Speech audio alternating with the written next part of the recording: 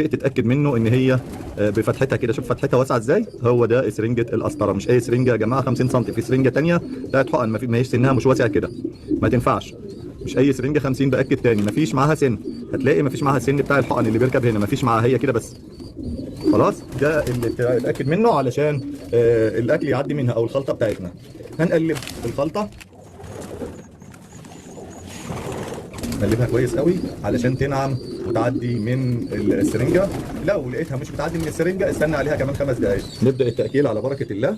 السرنجه اهو والاكل، الخلطه اللي احنا عاملينها. كل مره هتقلب كده قبل ما تسحب وتملى السرنجه كلها. تسحبها اهو ال 50 سم. انا عارف في ناس كتير هتقول لي كتير على الزغلول، لا اهو 50، ويمكن انا ماليها اكتر من 50 كمان. ياتي كل واحد على قد ما هو ياخد. هبدا بالكبير ده الاول.